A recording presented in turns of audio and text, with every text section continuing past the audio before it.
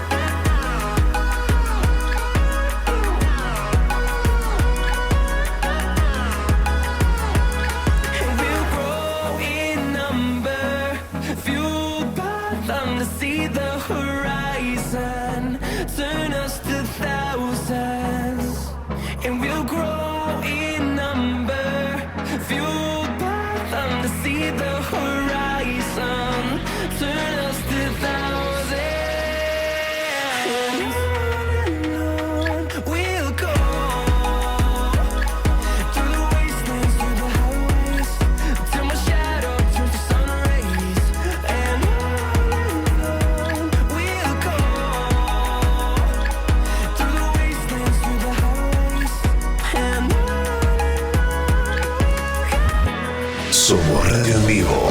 Somos podcast. Somos música. Somos noticias. Somos cultura joven.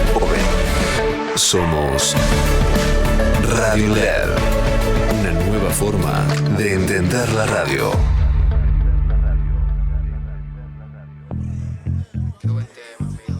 Aquí comienza Alerta en la City, un espacio donde la actualidad financiera y tecnológica toma protagonismo, así, sin vueltas. Alerta en la City. En la calle me conocen como el hip hop, the real dance creep, la cara de los jóvenes. Buenos días, bienvenidos a Alerta en la City, viernes 10 y 4 de la mañana, 18 grados la temperatura y finalmente salió el sol, señoras y señores, ya estamos hartos de la nube, la lluvia. No sé, hemos pasado una semana, la verdad, gris. Parecíamos Londres, no parecíamos Buenos Aires, pero bueno, tenemos ciertas cositas bien porteñas, bien argentinas. De hecho, este fin de semana hay un plato fuerte futbolístico. Agustín, River, Boca. No sé de qué lado está la B azulada, pero bueno, el plato fuerte del domingo. Me da gracia que ni presentaste nada, fuiste directo. Sí, vamos a lo importante. Yo estaba haciendo una historia para Instagram y de repente vi que me estabas mirando y dije, me va a hablar. No vamos a hablar de crédito hipotecario, vamos a hablar de fútbol. Vamos a hablar de fútbol. Bueno, está muy bien, a las 5 de la tarde, ¿no? Sí, está... Después hay otros partidos menores, San Lorenzo News. No, San Lorenzo Vélez. San Lorenzo Vélez, perdón. Claro, estás en otra. Sí, Realmente no le importa, más nada que el domingo a las 5 de la tarde. Es como empresas grandes en el ecosistema fintech que no le importa lo demás. No, tirón, era algo que estábamos hablando antes, no para el aire. Me miraste. Yo dije, pará, todavía vamos muy fuerte, estás arrancando muy fuerte este programa. Sí, de local, el domingo. Es lo único que te importa. La cancha está pésima, el campo de fuego. El campo de fuego. Dice que el tema de ACC los dejó ahí como todo roto. Es un problema. El otro día en la Copa Sudamericana está pésimo el campo de juego y seguramente ahora va a estar peor porque llovió, así que... Bueno, pero ganaron. Vienen de ganar. Sí. Bueno, igual Boca también viene de ganar. Falta jugar bien todavía. Vienen como, creo que hace rato no se da un superclásico que los dos vengan ganando. Porque sí, River levantó con Coudet. Sí, pero es raro. O sea, River en una nueva era, Boca alargando la etapa Úbeda, ¿no? Que parecía que en un momento se terminaba. Mira, si no me equivoco, llevan 12 partidos sin perder. ¿Sabés quién fue el último que les ganó? Bueno, pará un poco. Y no les ganó. Tipo, ¿por qué siempre en este programa todo termina en eso? Y porque es así. Es mi narcisismo hablando. Narcisismo puro. Pero bueno, nada, espero que le vaya... Bueno, no sé, que bueno, alguien va a ganar el domingo. No voy a decir nada. Yo el domingo me voy a ir a tomar un café a las 5 de la tarde. Bien. Va a estar toda la ciudad sola, así que me voy a tomar un café. Tranquilo. Vida de jubilado que no le gusta el fútbol. Exacto. Y nada, y pensando en el lunes, que le mando un saludo a Sergio, nuestro productor comercial, que nos recibirán ahí en el nuevo gasómetro. ¿Es clásico o no es clásico? No es clásico, lo lamento, pero no es clásico. No. Bueno, vamos un poquito al mercado, pasaron cosas también esta semana. Ayer el Banco Central flexibilizó los encajes, esta es una buena medida para los bancos y también para las tasas, ¿no? Porque de cierta forma lo que está pasando después del apretón monetario fuerte que tuvimos el año pasado antes de las elecciones de octubre, las elecciones legislativas, bueno, se empieza a flexibilizar un poco no solo los encajes, sino ese apretón monetario y las tasas empiezan a irse a niveles un poco más bajos.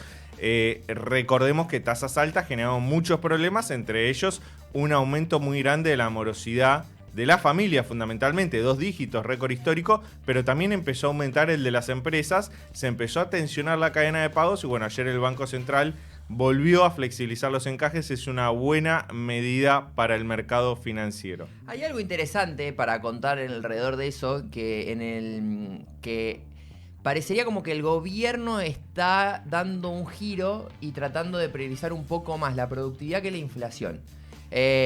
Cosa que antes estaba totalmente al revés, ¿no? Es probablemente por algún tema de encuestas tendrán medido que faltando un poquito más de un año para las elecciones, con una actividad económica llegando baja y resquebrajada, podría tener algún impacto. Lo veremos en los próximos meses, pero para mí hay para poner un ojo ahí. Y como decías vos, este cambio para los bancos, para poder dar un poco mejor de tasa, para reactivar el crédito y quizás cambiar un poco el ciclo, en contra de una inflación que esta semana podemos debatir que impulsada por la guerra, por el precio de las naftas, dio 3,4. Llevamos varios meses ya por arriba del 2. Incluso Milei yendo a cerrar un evento para hablar de este tema, cuando Caputo... Por primera vez un poco autocrítico, no sé si es la palabra autocrítico. No sé si autocrítico porque me parece mucho, pero se hizo cargo. Se hizo cargo, sí, por lo menos afrontándolo, diciendo no es un número que nos gusta. La inflación es una obsesión para Milei dentro del equipo económico. Recordemos algo que hablamos la semana pasada, que el equipo económico hace poquito sumó a un economista que viene de Uruguay con una mirada un poco más laxa, con decir, bueno, la inflación tarda su tiempo en bajar. Hubo una especie de informe que circuló por periodistas más allegados al gobierno esta semana donde decía, bueno, los países tardan entre 7 u 8 años en bajar la inflación. Bueno, para mí hay alguna mirada ahí donde el gobierno una vez más demuestra ser más pragmático que ideológico. O sea, por lo menos en lo discursivo es súper ideológico, pero después en la cancha se nota un poco más de pragmatismo. Es cierto, es cierto. Ese dato de inflación es un dato que obviamente no fue bueno. No repercutió en el mercado financiero. No vimos tasas aumentando, sino justamente por esto de que hay más liquidez de pesos en el mercado, por esta flexibilización de encajes. El gobierno tuvo una buena licitación de deuda del Tesoro, logró 3 cosas, te diría. Número 1, convalidó tasas más bajas, que es una buena noticia. Número 2, alargó la duración de los títulos que ofreció el mercado. Una sola LECAP, agosto, no había instrumentos cortos.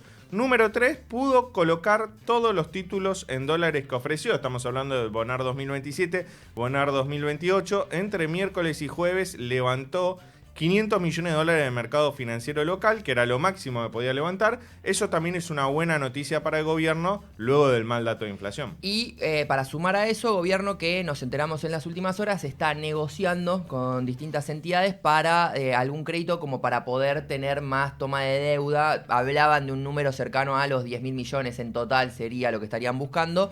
Esta semana estuve en un desayuno con la gente de Criteria, que son una LIC que nosotros consultamos y que hay gente ahí muy valiosa, han salido en el programa también, donde ellos decían, bueno, con la compra de reservas que tiene el gobierno, que volvemos a decir, no está acumulando, porque cuando vos ves los pagos que tiene que hacer, no da acumulación, pero sí una compra de reservas, dice, por lo menos te das vuelta y sabés con qué van a pagar. Vos tenés ahora toda esa compra, más si el gobierno sale a pedir dinero, por lo menos para quedar holgado, para cumplir, con vencimientos de acá a los próximos meses y seguir mostrando, por lo menos lo que busca el gobierno, cierta, credibilidad de cara al mercado. La gran pregunta es, ¿saldrá Caputo finalmente al mercado internacional?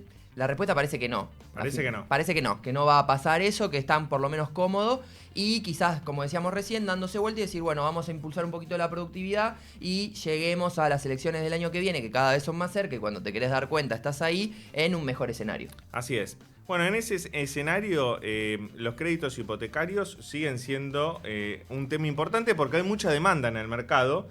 La oferta no está al mismo nivel que la demanda, pero es un tema importante porque en Argentina hace años que no hay crédito hipotecario o hay muy poco. Tuvimos un boom durante una etapa del macrismo, pero después eso se pinchó y hay una demanda de acceso a la vivienda muy muy grande. De hecho, en la ciudad de Buenos Aires vimos el fenómeno de aumento de inquilinos y un concepto que creó nuestra compañera Candela Contreras, que en un ratito lo vamos a contar, quédate ahí, pero es un fenómeno que está pasando entre los jóvenes cada vez más en Argentina. Sí, bueno, en los últimos días Cande lo va a poder contar mejor en sus notas y no en Twitter, por donde yo me informo, que están bajando los bancos las tasas de los créditos hipotecarios que había subido. Capaz es un buen indicio de lo que puede venir para adelante. Lo vamos a estar debatiendo durante el programa con una gran entrevista. Un invitado que vino Querino Apiso, especialista en el tema, así que te invito a que te quedes con nosotros hasta las 11 de la mañana. Nos ves por Radio LED, pero también por el canal de YouTube. Por el canal de YouTube, en Alerta en la City, también en Instagram, nos siguen por ahí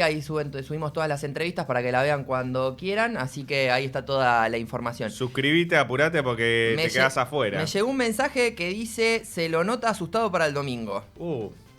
Bueno, no entendés nada. Solo te voy a decir eso. Nada, no estamos asustados, estamos expectantes, que es otra cosa. ¿Viste cuando hay un cosquilleo en la barriga? Llegás con cautela, eso hay que decirlo. No llegás como sobrado en otras. Como el programa económico. Como el programa económico, está muy bien. Nos quedamos hasta las 11, arrancamos de esta manera, quédate en Alerta en la City. Todo lo que necesitas saber sobre finanzas, economía, innovación tecnológica y la industria fintech en Argentina y Latinoamérica lo encontrás en Alerta en la City. Así, sin vueltas. Alerta en la City. Por LED.fm. Consejos desde el banco con el DT de tus finanzas. Si tenés un negocio, mira el centro que te tiro. Con el Ciudad vendés con todas las tarjetas y billeteras virtuales con aranceles muy competitivos. Además, tenés cuotas y reintegros para tus clientes. Hacete del Ciudad y disfruta. Jugá en el Ciudad, vení al banco que te banca. Propuesta para comercios que acrediten ventas con tarjetas de Banco de la Ciudad de Buenos Aires, Q30 99 90 3208 Florida 302 Para más información y condiciones o limitaciones consulta en bancociudad.com.ar. Hola, soy el Ratón Pérez. Quería mandarle un saludo a mi amigo Laucha que se puso una pyme. Le quería decir que desde la app Galicia Office te podés loguear con el dedo o la cara, invertir al toque y pagar con QR. Y como se puso una metalúrgica, ¿podrían ponerle un tema de metal? Buena la radio, muy buena. Cartera comercial. Para más información y condiciones o limitaciones aplicables, consulta en galicia.ar/empresas/app-galicia-office. Cocos te da la libertad de manejar tu dinero como quieras en una app 100% integrada. Elegí dónde y cómo invertir. Dólares, acciones, CDRs, fondos comunes de inversión a las mejores tasas del mercado. También criptomonedas. Usa la plata que está generando rendimientos para pagos con QR o con la tarjeta de Cocos. Cocos, descarga la app y simplifica tus finanzas. Este programa lo auspicia Huawei, desde hace más de 20 años, impulsando el desarrollo de las telecomunicaciones en Argentina. En Puerta 18, los jóvenes aprenden arte, robótica, programación, marketing digital y muchas otras áreas que los preparan para el futuro. Hace 18 años abrimos oportunidades para que descubran su talento y su futuro. Puerta 18, educación gratuita en tecnología. Para conocer más, ingresa a www.puerta18.org.ar o nuestro Instagram @puerta18. Si tenés dólares guardados, te tiro un dato. En Superviel los podés poner a trabajar muy fácil. Los depositas y listo. Con la cuenta remunerada crecen sin hacer nada. O también podés elegir el plazo fijo en dólares, con una de las mejores tasas del mercado. Trae tus dólares a Superviel. Si no sos cliente, ingresá en www.superviel.com.ar y abrí tu cuenta. Leandro Dario y Agustín Jamele hacen Alerta en la City por LED.fm.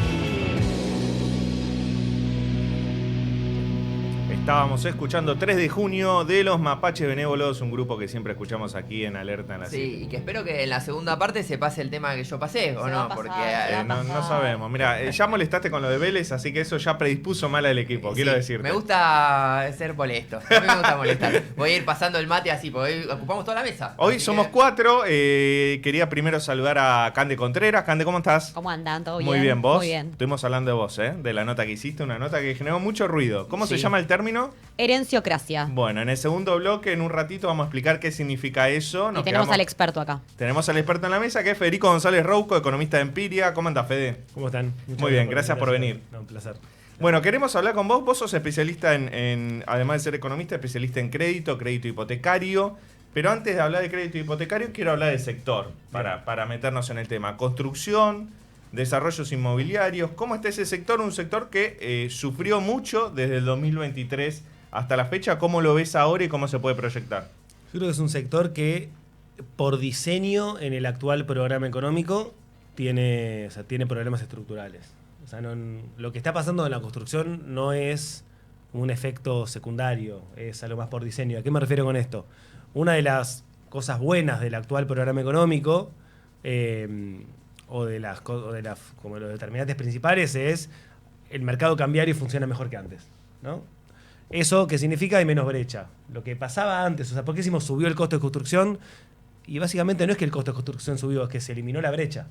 Y la brecha lo que era como el rulo principal que hacía que el costo de construcción fuera muy bajo.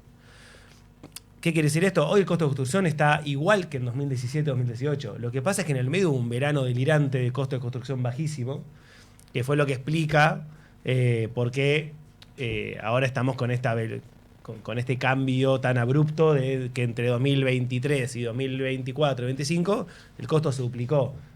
Lo anormal yo creo que fue más 2022-2023 y no ahora. Claro, 2022-2023 tenías pesos, había mucha inflación y decías, bueno, reforma la cocina, ponele. Sí, y si tenías dólares. Si tenía el que tenía un canuto de dólares, bueno, eso sí, lo multiplicaba por 2,5 su valor de compra porque tenía la brecha. Entonces, hoy la construcción está como enfrentándose a esto y en paralelo lo que pasa es que todo ese impulso a la construcción artificial que hubo generó un exceso de oferta terrible del mercado, o sea, enorme en el mercado inmobiliario, que encima se suma a que el mercado más de compraventa entre 2020 y 2023, un poco por la pandemia, después porque 2023 fue el peor momento de crédito de la historia argentina.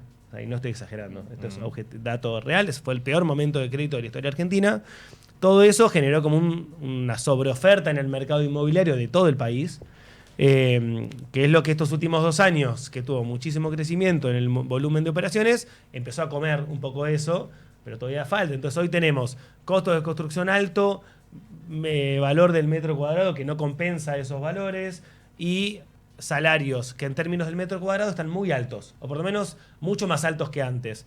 Todo eso hace un cuello de botella que promueve la compra de usados y desincentiva la inversión en pozo.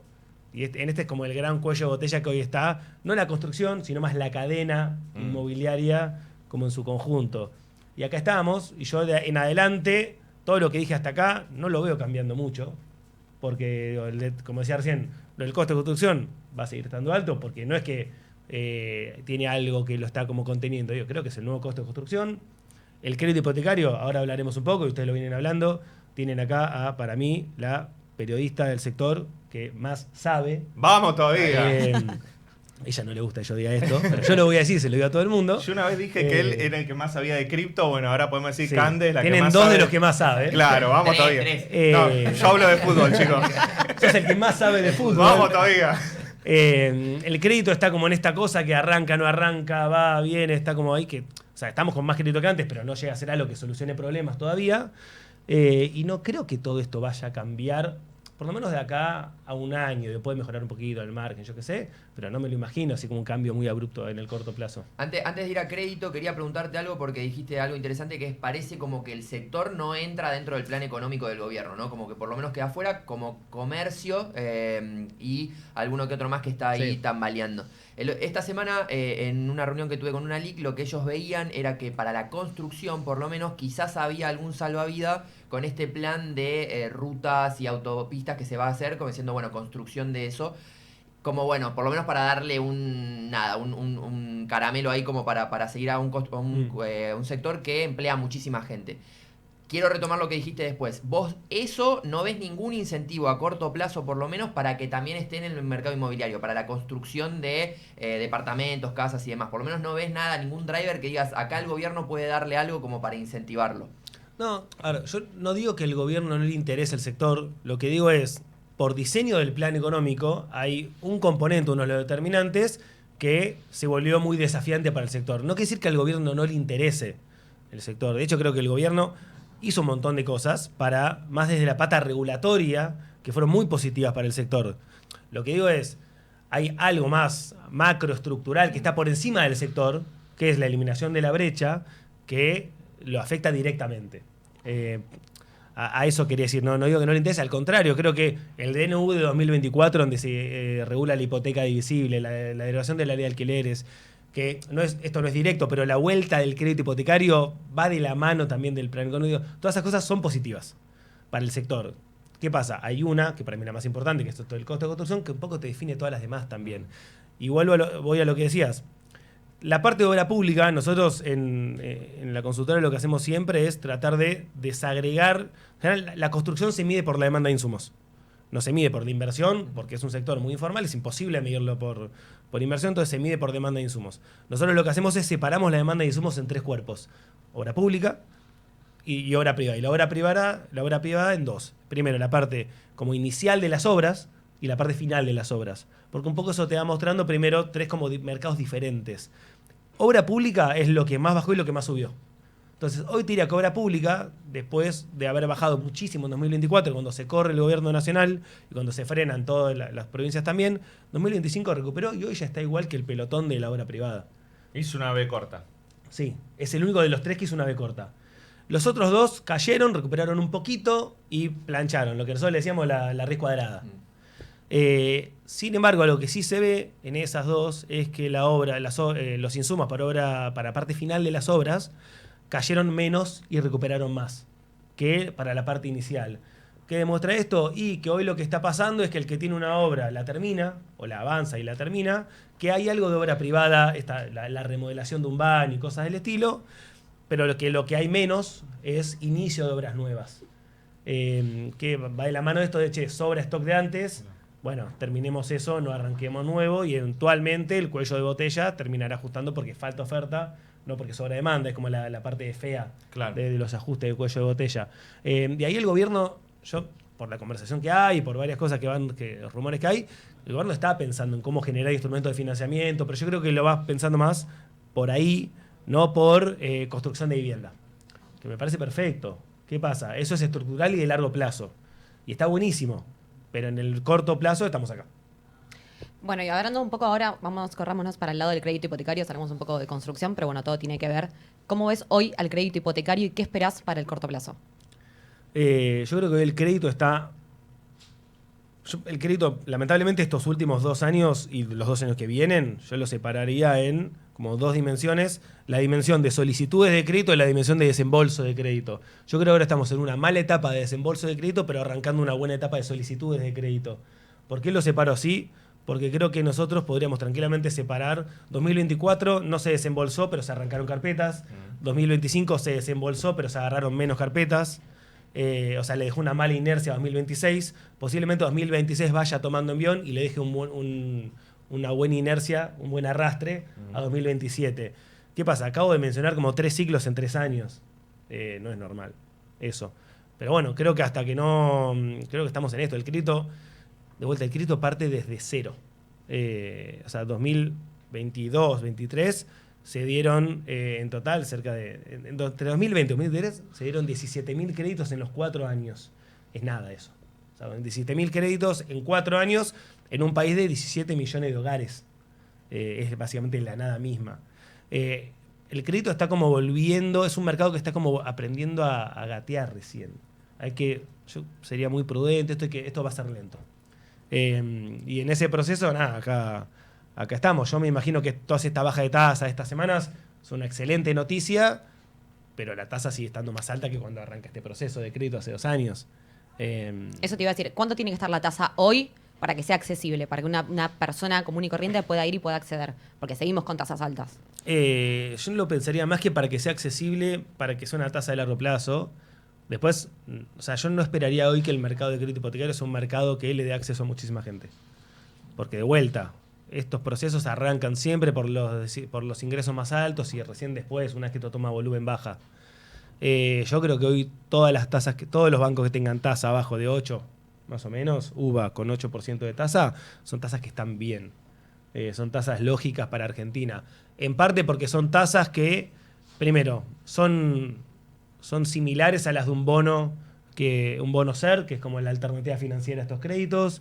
Son tasas similares a las que tiene, no sé, Colombia o Uruguay, un poco menos, pero es que cuando uno ajusta por riesgo país y demás, son tasas, está bien. Mientras el riesgo país no sea de 300 puntos, que para lo cual faltan 300 puntos, falta un montón todavía, vamos a estar ahí. Para que haya mercado y para que sea accesible, la tasa tiene que ser la del Nación. Para que veamos volumen, masa crítica sacando crédito, la tasa debería estar en 6%, 5, 7, por ahí. Bueno, ahí recién, ahí Hernán le pido, estábamos poniendo un gráfico que vos tuiteaste de la profesora Elpiria, de justamente quiénes son los bancos que se llevan hoy la mayor demanda del mercado. ¿Quién es hoy? ¿Quién es? ¿Ves hoy? el celeste, el Banco Nación? El Banco Nación, para que se dé una idea, en enero, que es el último mes para el que tenemos esta información así detallada por banco, se dieron 2.400 créditos, 2.100 fueron del Banco Nación. Y ahí hago un paréntesis. Yo acabo de decir 2.400 créditos en un mes, de vuelta en un país de 16 millones de dólares. O sea, para mí siempre hay que tener en cuenta eso cuando hablamos de crédito, del volumen del que estamos hablando. Claro. Es, el crédito volvió a la conversación, pero todavía falta para que estemos hablando en serio. ¿Y cómo juega ahí? Porque la ventana anterior, vos tenías este crédito ajustado por inflación, con una inflación que se veía a la baja o una desaceleración más fuerte. Hoy vemos un gobierno jugando con una idea de, bueno, si tenemos una inflación de 25-30, no parecería estar tan incómodo como cuando llegó. ¿Eso puede desincentivar a las personas a decir, bueno, si el crédito está, pero con un nivel de inflación un poco más alto? ¿O el hecho de que también te va a aumentar el alquiler al mismo costo es algo que la gente lo balancea? Sí, yo en esto soy como medio contrera, y no por cande. Yo tengo como la idea esta de la inflación para mí no es importante en el crédito. ¿Por qué? Porque para mí lo que importa es el salario real, no la inflación. O sea, lo que importa son tus ingresos. El problema es que las paritarias están pisadas, exacto, pero y no están perdiendo frente a la inflación. Pero, ¿por qué digo lo de la inflación? Porque que la inflación sea 25, 15, 30 o 200, Argentina demostró que es irrelevante. O sea, nosotros tuvimos problemas de ingresos o de salario real con inflación de 25, con inflación de 50, de 80, de 200 o de 300. Irrelevante el nivel de la inflación. Lo que importa es la aceleración de la inflación. Ahora, en los últimos meses, la inflación pasó de, no sé, de 2 a 3. No te va a mover la aguja eso, es la idea de sacar un crédito. Sí, si me decís la inflación es 12, o pasa de 2 a 12, ahí sí, obviamente, pero no porque la inflación sea de 2 a 12, sino porque posiblemente tu salario lo esté mirando atrás y lo saluda mientras se va. Ahora, si vos me decís, che, yo tengo una proyección personal, que para mí es lo más importante de todo esto, tengo X situación laboral, mi proyección es esta, y me veo más o menos en este recorrido, y en ese recorrido tenés o crecimiento, o sea, crecimiento de ascensos o crecimiento, lo que sea, o tenés un sector que en general va bien contra la inflación, y el nivel de la inflación no te es tan importante. No, yo creo que lo que hay, sobre todo porque Argentina demuestra todo el tiempo que el crédito son momentos. Entonces tenés crédito que tenés un año. O sea, nosotros hace poco también estábamos laburando con esta base de créditos por mes y se ve muy claro, hay como 4 momentos. Uno es a la salida de la convertibilidad, otro 2007, 2008 por ahí. Después tenés 15 años de nada y después tenés un momento donde el crédito, el momento de los suba, llega, o sea, se llegaron a dar el equivalente a 90.000 créditos por año, que es una guasada, es el tercer momento histórico de Argentina eso, pero sube y baja rapidísimo. Entonces pasa algo que creo que es lo que explica toda esta demanda y esta euforia del crédito, y es que apenas el crédito vuelve a la conversación, la gente se tira de cabeza. Y los bancos no dan abasto, y lo que pasó ahora, y que en 2018 no llegó a pasar por la devaluación de 2018, es que los bancos se quedan sin liquidez. porque Argentina no tiene mercado de capitales, y ahí es donde termina todo esto, y creo que es como el gran limitante hoy de que no estemos hablando de un mercado de crédito que sea 15 veces el que tenemos ahora. Digo, Argentina tiene demanda infinita de crédito. Podríamos, en vez de dar 2.000, dar, no sé, 50.000 por mes, pero sin ninguna duda, demanda hay. Lo que falta es liquidez de los bancos. ¿Este es otro momento entonces? Sí, yo creo que estamos hace 2 años en un momento de crédito menor que el de 2017-18, pero momento al fin. Sí, estamos en un momento. Se dieron 60.000 créditos en 2 años. No le hace cosquillas en ningún país del mundo, pero para nosotros es un momento, para nosotros es un momento de crédito. ¿Es un momento que termina o un momento que puede llegar a Por ahora perdurar? sigue. No, yo creo que por ahora sigue. Como decía recién, creo que este va a ser... 2024 fueron 3 meses, 4 meses de crédito, ¿no? Pero yo creo que este año va a ser peor que 2025 y peor que 2027. También. O sea, yo creo que el año que viene va a ser mejor que este, en términos de crédito. Obviamente el año que viene, hay algo enorme, que son las elecciones, y que puede llegar a determinar un poco eso, también puede llegar a afectar. Hay un poco... A ver, en las elecciones del año pasado afectó, porque el gobierno lo que decidió fue subir las tasas de interés para tener controlado el dólar, o por lo menos para salvaguardar el esquema cambiario, y eso te generó una disrupción enorme en todos los créditos. Exacto. Si vuelve a haber presión cambiaria el año que viene, ¿puede volver a pasar? Seguramente, por eso digo que hay un hito ahí que es clave. Pero dicho de otra manera, si el año que, o sea, si no hubiera elecciones, digo, si no hubiera ruido político y siguiera este sendero de regulaciones, de crédito, de cambios que se están haciendo y demás, yo creo que el año que viene sería mejor que este, el 2028 mejor que el 2027 y así. Lento, pero creo que hay algunas señales que permiten pensar que lo que viene va a ser mejor que lo que hay hoy en términos de, sobre todo, del fondeo de los créditos, que para mí es lo más importante, diría lo único importante.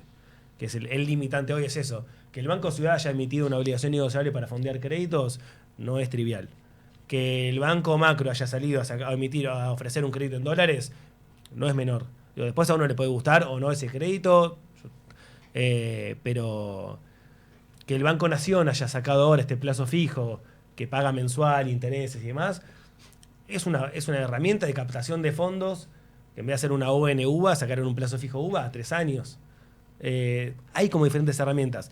Todas esas herramientas existen porque hoy hay otra visión sobre el acceso al mercado de capitales. Ahí, por ejemplo, Lean viene hace rato tratando este nuevo sistema de nuevas indemnizaciones, el FAL, ¿no? Sí. Que lo que podría a los bancos también meterle mucha liquidez. Digo, eso es donde ves que al gobierno intentando Sí. maniobrar para que los bancos tengan liquidez. Sí, para mí el FAL y el FGS son como los 2 quiebres posibles del crédito hipotecario. Que pueden securitizar hipotecas. Que pueden securitizar, que pueden garantizar, digo, hay diferentes abordajes, cada uno según el compromiso que quiera tomar el gobierno o el mercado. El gobierno en el FGS, el mercado en el FAL. Pero sí, el FGS son, si no me equivoco, algo así como 75.000 millones de dólares. O sea, toda la pelota del FGS, ¿no? El mercado de hipotecas, depende cómo se mida, si uno lo toma con la revalorización de UVA o no, son entre 4 y 11.000 millones de dólares. Se lo compra con un vuelto el FGS. No digo que lo vaya a hacer. Porque no es todo el FGS, porque el FGS aparte tiene bonos, tiene un montón de otras cosas. Ahora, solamente la parte de acciones del FGS, que uno diría, ¿por qué el FGS tiene acciones? Que es una discusión para mí hiperválida esa. Son algo así como, de memoria estoy diciendo, 8.000 millones de dólares. Entonces, que el FGS se desprenda de eso, lo ponga en cartera hipotecaria y duplica el mercado de hipotecas. Eso no va a pasar porque hay un montón de temas legales con el FGS. Y porque nadie se anima a poner el gancho. Por eso ¿no? digo los temas legales del FGS. Entonces, el FGS, dejémoslo de lado. Perfecto. El FAL son... Si hubiera existido el FAL los últimos 15 años, habrían sido a razón de más o menos 1.200 millones de dólares por año. De hipotecas se desembolsaron 1.400 millones de dólares por año en los últimos 15 años. O sea, básicamente el FAL podría hoy comprar toda la cartera hipotecaria. No digo que lo vaya a hacer, porque el FAL tiene que tener liquidez, falta mercado, bla. No importa, con que un tercio del FAL, no sé, una porción menor, ya alcanza ya es muy potente para lo que puede pasar con la inversión. Y aparte, digo, no estoy pidiendo, o sea, no estoy diciendo que el FAL le tire un centro al mercado hipotecario. No, es invertir en un instrumento que tiene una tasa real positiva, ajusta por inflación y tiene un incumplimiento del 1%. No hay muchos activos que tengan esa probabilidad de default. Nada, yo sé que esta conversación existe. Ya se está empezando a hablar un poco más. Todavía el FAL no está ni reglamentado, digo, entonces falta un poco para eso.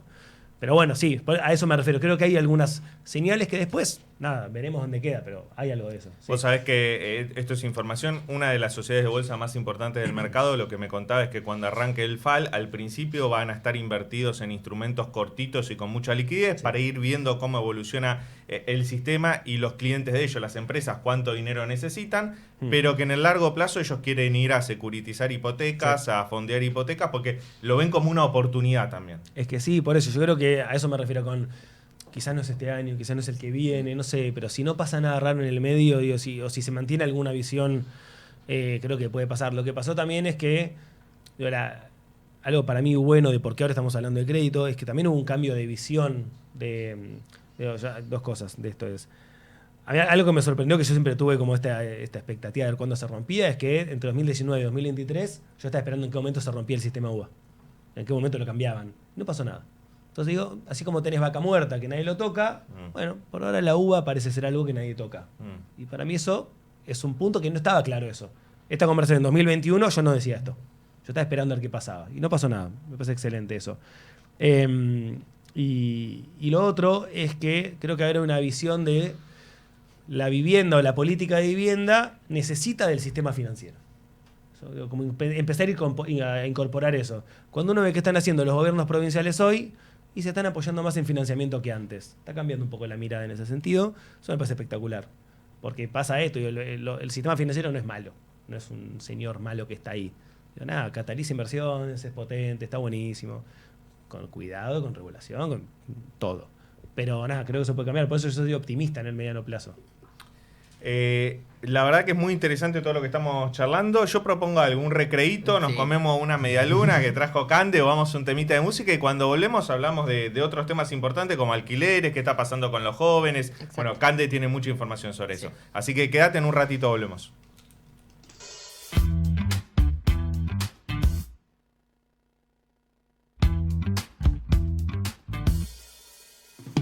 Esto debe acabar, ¿lo crees así?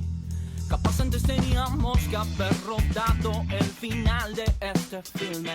No soy quien para oponerme y tenés la obligación de prolongar el soporte vital de este amor que hicimos trizas. Hola nena, no soy lo que querías, pero vos tampoco, así que prosigamos. Capaz antes tenía lo que te enseguecía, pero el tiempo se lo llevó. Las últimas noches antes de partir dijiste: me estoy marchitando, estoy perdiendo el tiempo. Y solo yo puedo pensar, siempre falta 5 pesos con tu amor. Siempre falta, nada te llena mi amor. Siempre falta 5 pesos con tu amor. Siempre falta, nada falta cuando solo das dolor. Amiga, siempre estás pelotudo. Y vos sabés cómo es él. Sí, todos igual lo creo. Pero te juro que me dijo que iba a cambiar. Pero boluda, ¿no te das cuenta que no da? Sí, ya sé, una banda de mamos tiene, pero tuve que... Basta, me tenés que revelar. ¿Sabés qué? Tenés razón. Voy a ir y se lo voy a decir. Sos un mentiroso. Siempre te rogabas que confiaras, que dejaras tu ego de lado y me acompañaras. Te creía, te seguía a todos lados como una tarada. Por fuera besaba y por dentro te velaba. Se ve que ni cuenta te dabas. Andate con esa que vos te hablabas. Que me viste cara de tarada. Me cogí este pelotudo porque estaba enamorada.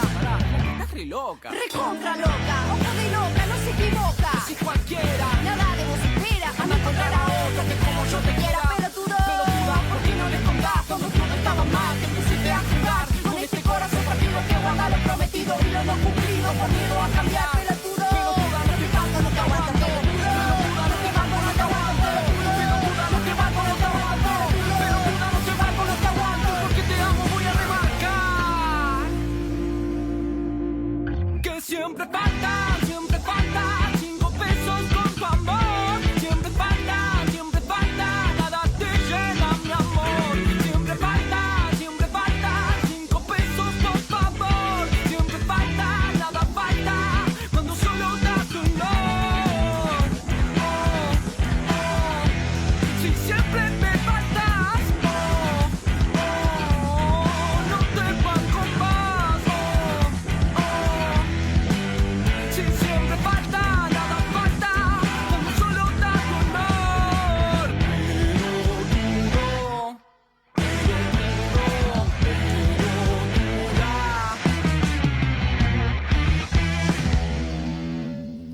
Pelotudo. Tuve que. El nombre del tema. Sí, escuchamos Pelotudo recién, tuve que. Temón, la Tu verdad. cara, quizás uno de los momentos periodísticos más desafiantes de tu carrera. Hay que hacer un short, lo subimos a YouTube y Solo yo eso. insultando. Puedo hacer hasta un sticker, tipo, te pongo me atrás y todo. Hay y un lo mercado repartimos. negro de stickers míos. Sí. Desde que mi hijo mayor tiene celular me empezó a hacer stickers y yo digo, para un poco. Tiene que repartirlos, hay Sí, que tremendo. llegar a esos Me stickers. están escrachando mal. Bueno, seguimos con Federico González Rouco hablando de tema crédito hipotecario, pero antes me gustaría que vos, Cande, nos expliques un poco este tema de la herenciocracia. ¿Qué es herenciocracia? ¿Qué significa? Bueno, antes de ir a qué significa herenciocracia, que Sí. yo quiero que lo defina Fede, me parece importante poder ir un poquito más atrás y contar qué está pasando hoy un poco en la sociedad, en la Argentina, en el Sí. país en sí. A mí realmente un dato que me llamó muchísimo la atención, no sé si me llamó la atención, pero sí me hizo ruido, fue que esta cosa de que el 40% de los jóvenes entre 25 y 35 años continúan viviendo en la casa familiar. O sea, más allá de que no llegan ni siquiera a un alquiler, menos está pensar que pueden llegar a una vivienda propia. Y no solo eso, o sea, no hace falta verlo con los datos, sino lo ves en la calle en sí.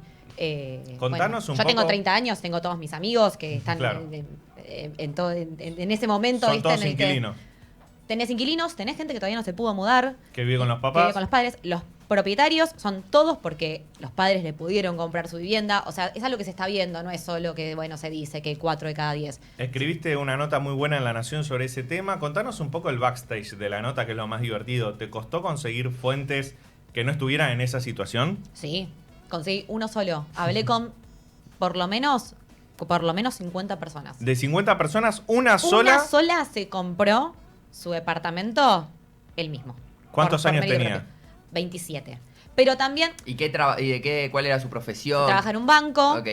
Que también está buenísimo el caso, me pareció muy divertido, porque el pibe es músico, tocan los mapaches. Ok. Vamos, todavía es amigo. Es entonces. rosarino, es músico y desde muy chico empezó a comprar guitarras. Empezó a invertir en guitarras. Compraba guitarras caras, guitarras baratas. Y en un momento empezó como a ahorrar ahí. Hasta que en un momento ya tenía ahorros en dólares y decidió vender una de sus guitarras más caras y con eso pudo pagar justamente el anticipo del crédito. Mira. Pero también lo compró apenas abrió la ventana de crédito hipotecario, o sea, mediados, junio, julio de 2024, y con un metro cuadrado muy barato. Entonces compró un departamento bastante barato, con un crédito a 30 años, que encima va pagando, me dice, pago dos, tres cuotas juntas, tengo un poquito de plata y pago. Y también él pudo ahorrar y pudo hacer todo esto porque también vivía con los padres. No es que tuvo que alquilar. Claro. Y Tenía capacidad de ahorro. tenía capacidad de ahorro porque tampoco tenía que gastar su plata, sus ingresos en otra cosa. Entonces fue el único caso que conseguí. Y vos comprando acciones de Microsoft. Había que comprar guitarras. Cada uno hace lo que puede, ¿viste? Cada uno hace lo que puede. Y vos en Alerta a la City. En la Alerta a la City, claro. Bueno, hablando un poco de eso, de alquileres, ¿cómo ves el mercado de alquileres ahora, Fede? Y después vamos a lo de herenciocracia, pero ¿cómo estás viendo el mercado de alquileres que está muy tensionado hasta 2023? Hubo una famosa ley de alquileres que este gobierno derogó y que ahora la situación cambió. ¿Qué está pasando ahora? Yo creo que algo positivo es que dejamos de hablar de alquileres, que dejó de ser tema, o por lo menos dejó de ser tema con ese tono como triste todo el tiempo. Perdón, pero está volviendo un poquito a ser Sí, tema de nuevo. es cierto, pero por otros motivos. Pero sí, ahora creo que ahora está todo volviendo con un tono más triste. Sí. Creo que lo que pasó con el mercado de alquileres es que se solucionó con la derogación o con el cambio, que en este caso fue una derogación, que se abrió un poco más el juego a la oferta de alquileres y se hizo más transparente el mercado. Lo que sigue sin solucionarse es la capacidad de pago del alquiler. Pero que eso es un poco más estructural. Ahí lo que sí sucedió es que bajó la barrera de entrada al alquiler, porque antes lo que pasaba es, como el alquiler inicial tenía que ser altísimo porque durante un año no lo podías mover, le metías un sablazo terrible y el primero era altísimo. Hoy no, hoy el primero no es alto, pero el cuarto sube, el séptimo sube y después vuelve a subir en el décimo. Antes no subía. Como que cambió, se reestructuró un poco, para mí para mejor, porque como digo, bajó la barrera de entrada, pero sigue sin estar solucionado la capacidad de pago, la capacidad de acceso más general. Porque, como decía recién Cande, hoy tenemos en el país, son 2.300.000 personas de entre 25 y 35 años que viven con los padres o con los abuelos. Voy a decir el número de vuelta, son 2.300.000 personas. Es una locura de gente eso, es el 40%. Es el, para ser también más como claro, entonces, es el mismo 40% que está hace 15 años. Más o menos, está así, 36, 38, 40, por ahí. Hubo un quiebre quizás a principio del siglo, era más 30 y poco, y ahora pasó a 30 y largo. Hubo algún aumento muy gradual, pero es como medio un problema estructural, que la gente no puede irse de su casa.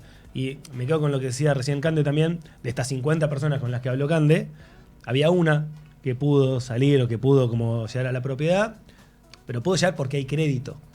Porque también eso también es un poco la importancia. Algo que pasaba en 2023 era que no solamente era el peor momento del crédito, sino también era el peor momento del acceso a la vivienda en general, porque tenías el acceso al alquiler muy complicado y el acceso a la propiedad muy complicado. Hoy está un poco más descomprimido eso. No digo que sea fácil, porque bueno, todo lo que hablamos hace un rato, ¿no?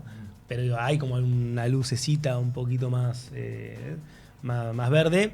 De vuelta, el alquiler sigue siendo un gasto enorme y posiblemente el alquiler en términos de los ingresos en Argentina sea más alto de lo que debería ser, que siempre se habla del 25, 30%. Hoy no estamos en eso, yo creo que estamos hoy más cerca del 40%, depende mucho de la ciudad y un montón de cosas, ¿no? Pero para redondear un poco. Así que ahí estamos.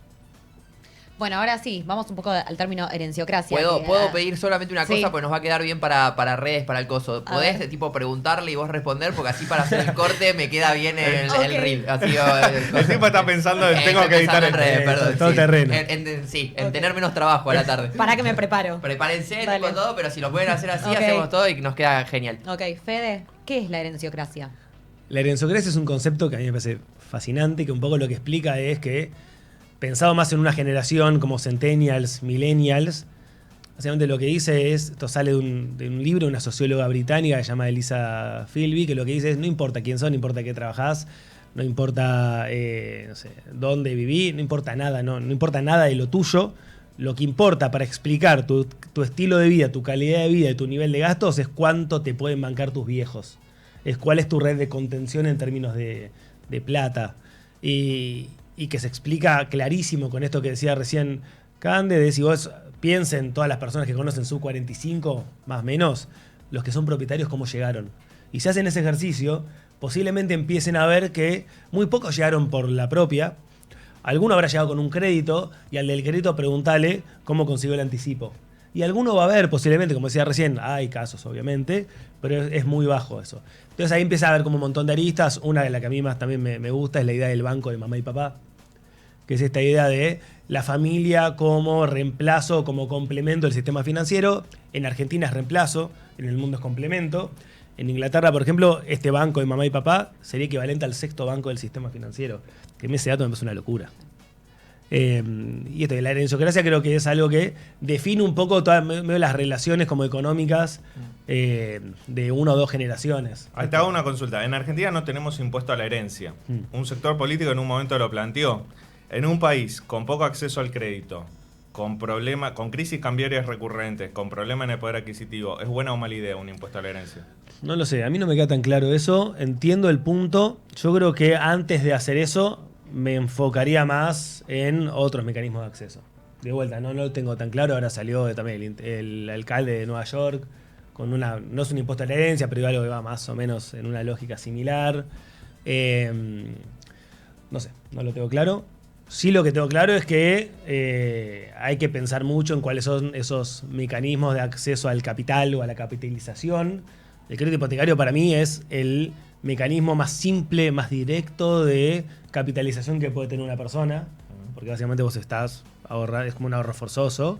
Pero más allá de eso, creo que este concepto de la herenciocracia lo que hace es englobar un montón de cosas que van a redefinir cómo funcionan las sociedades de acá a 30 años. Eso te iba a decir, porque en Estados Unidos hay un chiste en redes y demás que dice los boomers, que son estas personas que hoy tienen 60, dice, mirándonos a nosotros cuando compraron sus casas por $50.000 y hoy valen capaz $1 millón, claro. ¿no? Digo, entonces, y exigiéndote que te la compres vos también. Digo, cambió muchísimo, digo, eso, sí. Y se nota esa distribución de la riqueza como a la nueva generación la golpea fuerte. Sí, cambió muchísimo y también está esta como juicio, crítica de la gente más grande a los más jóvenes, que a mí me gusta como siempre como lo gráfico de la tostada con palta. De la idea esta de la gente más grande dice, no, pues los pibes ahora son todos tarados, son muy al extremo, ¿no? Son todos vagos, que lo único que quieren es tener experiencias y viajar, y en realidad gastan un montón de plata en un cafecito con una tostada, con un avocado toast, un café de especialidad, zaraza. Pero eso también lo que deja de lado, primero, que es una generación que entró al mercado de vivienda, al mercado laboral, depende de dónde metas el corte. En Argentina, post-2001, en el mundo post.com, los que son un poco más jóvenes, somos un poco más jóvenes, post-2008, con un montón de regulaciones, de restricciones del sistema financiero, con un montón de cosas, y con viviendas que se capitalizaron un montón. Y eso lo que termina generando es otra cosa que para mí es como el 2.0 de la herenciocracia, que es algo que se llama como la gran transferencia, que es esta idea de los boomers, o sea, la gente que hoy tiene 60 y pico para arriba, eventualmente empezando a hacer una transferencia enorme de capital a sus herederos. Y ahí empieza a jugar mucho más esto de la herenciocracia, que es de acá a 20, 30 años, tu nivel de vida se va a definir muchísimo por si heredaste o no. Y eso te desdobla la sociedad. Depende de dónde hayas caído. Si caíste o no en un lugar con herencia. Entonces, por eso para mí el concepto de herenciocracia es terrible, en términos de lo profundo que es, no solamente si los jóvenes acceden a la vivienda o no. Yo creo que determina un montón de cosas, de cómo van a funcionar las sociedades, sobre todo en países que no tienen mecanismos como de salvataje, o mecanismos de encontrar una vueltita de atajos, como el crédito hipotecario, por ejemplo. ¿Cómo se termina con esa herenciocracia? Con el crédito hipotecario. Para mí es una gran manera de terminarlo. No lo termina, pero creo que es una gran manera de solucionarlo. No sé, creo que no se termina. Creo que es algo que ya está.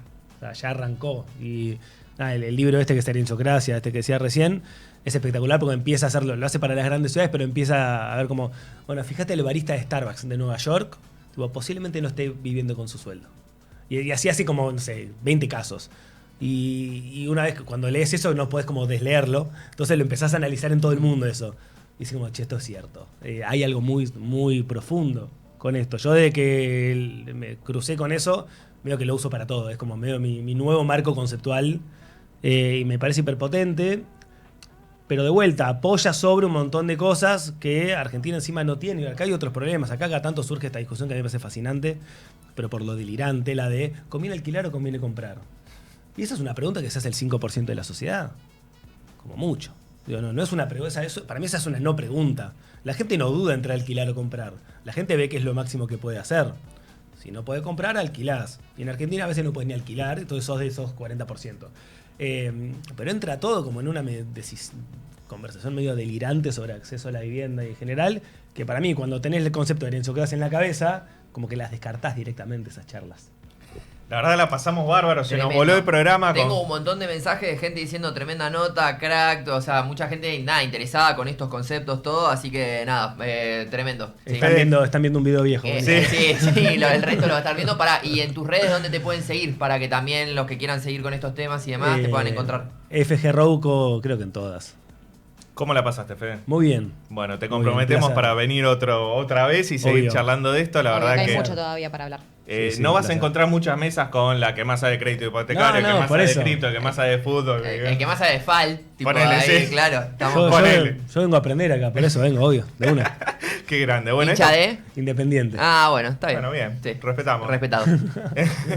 Llegamos al final de Alerta en la City. Nos encontramos el próximo viernes a las 10 de la mañana acá en Radio LED. Nos podés encontrar también en el canal de YouTube Alerta en la City. Suscribite, que estamos en ese objetivo. Si sos dentro de los primeros 1000 suscriptores, vas a tener un regalito porque va a haber un sorteo. Sí, ahí estamos ahí luchando todo, pero estamos cerca. de a poquito lo vamos acercando. Ahora le pedimos a Fede que se suscriba. Sí. Nos reencontramos en la próxima. Que tengan un buen fin de semana. Consejos desde el banco con el DT de tus finanzas. Si tenés un negocio, mira el centro que te tiro. Con el Ciudad vendés con todas las tarjetas y billeteras virtuales con aranceles muy competitivos. Además, tenés cuotas y reintegros para tus clientes. Hacete del Ciudad y disfruta. Jugá en el Ciudad, vení al banco que te banca. Propuesta para comercios que acrediten ventas con tarjetas de Banco de la Ciudad de Buenos Aires, Q30 99 90 3208 Florida 302 Para más información y condiciones o limitaciones consulta en bancociudad.com.ar. Cocos te da la libertad de manejar tu dinero como quieras en una app 100% integrada. Elegí dónde y cómo invertir. Dólares, acciones, CDRs, fondos comunes de inversión a las mejores tasas del mercado. También criptomonedas. Usá la plata que está generando rendimientos para pagos con QR o con la tarjeta de Cocos. Cocos, descarga la app y simplifica tus finanzas. Este programa lo auspicia Huawei, desde hace más de 20 años, impulsando el desarrollo de las telecomunicaciones en Argentina. En Puerta 18, los jóvenes aprenden arte, robótica, programación, marketing digital y muchas otras áreas que los preparan para el futuro. Hace 18 años abrimos oportunidades para que descubran su talento y su futuro. Puerta 18, educación gratuita en tecnología. Para conocer más, ingresa a www.puerta18.org.ar o nuestro Instagram @puerta18. Si tenés dólares guardados, te tiro un dato. En Superviel los podés poner a trabajar muy fácil. Los depositas y listo. Con la cuenta remunerada crecen sin hacer nada. O también podés elegir el plazo fijo en dólares, con una de las mejores tasas del mercado. Trae tus dólares a Superviel. Si no sos cliente, ingresá en www.superviel.com.ar y abrí tu cuenta. Fue una realización de Black Bear Producciones más contenidos. Somos Radio en Vivo. Somos podcast.